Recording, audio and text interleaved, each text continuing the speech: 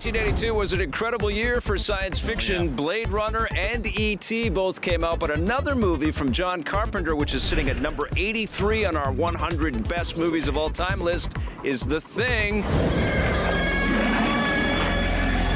Starring Kurt Russell, and we both love this movie. Yeah, 1982 was also the first time I ever kissed a girl. Oh, really? Took her out for an ice Your cream. mom doesn't count. Your mom. You gotta be kidding.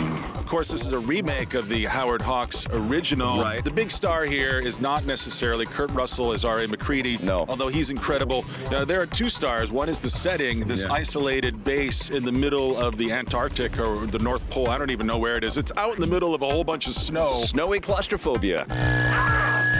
It's another one of these experiences, not unlike the Hurt Locker, where you feel like you're on another planet for this whole thing. You are completely cut off from humanity, and what happens is they unthaw something from another world. And Never do that. No, you don't want to do that if you're going to be cut off from humanity. And then what it does is it's able to take on the characteristics of whatever host being it sort of infects. And so there's this incredible sense of paranoia that builds over the course of the film. Who's infected, who's not, who's an alien, who's not. My favorite scene in the movie, everyone's favorite scene in the movie, is the classic scene where they take the blood and they heat up the little wire coat hanger and they keep touching it to everyone's blood to see who's infected.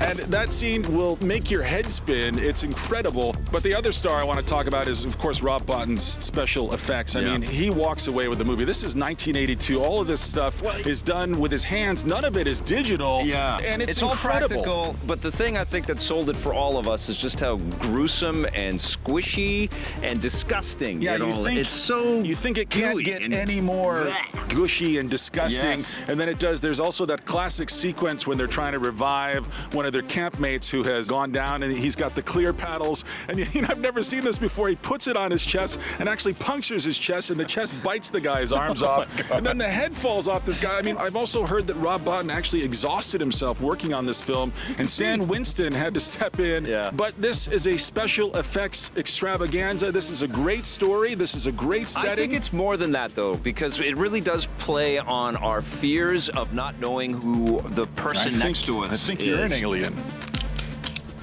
Right? I mean, honestly, that's... Take the test. Everybody has to take the test. Everybody is questioning each other. There's just this great sense of creeping dread and paranoia and distrust all the way through. And Kurt Russell, man, when you couple this with Escape from New York, this guy was just awesome. He was just such a cool dude. You know, he had a great sort of early career working on all those Disney movies, but by the time he was in these awesome, unforgettable sci-fi cult classics like this, he etched an unforgettable passage, I think, in sci-fi history for himself. And then just to make things even weirder, you've got Wilford Brimley, who's the "we won't ever get any older, we won't ever die," down in the basement where they lock him away early in the movie, and he's down there building a spaceship, which is never really explained. I mean, there's lots of weird little digressions here, lots of things for you to explore, lots of things for you to think about long after the movie is over. And I gotta say, this is one of the first VHS tapes I ever purchased. Yeah. I love the box cover with the face on the guy in the parka. It's all like whited out, and it's got this light coming out of it. I mean, the movie poster was artistic. The movie itself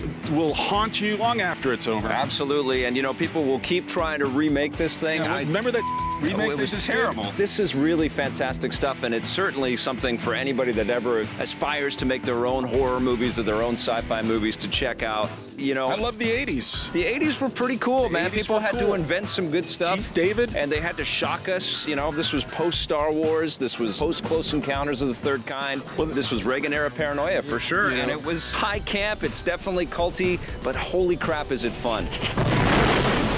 And it was a box office disaster, and something that always crushed John Carpenter because he thought that was the best film he ever made. And he was very jealous of Spielberg's success with E.T., which told a similar story, but from a more homespun perspective. And Blade Runner 2 came out that same year, like you said, and those two movies would go on to really leave their mark. And this movie, somehow everyone always kind of forgets it. It's too good to forget. Absolutely, we didn't. So congratulations, John Carpenter's The Thing. That's the distinction.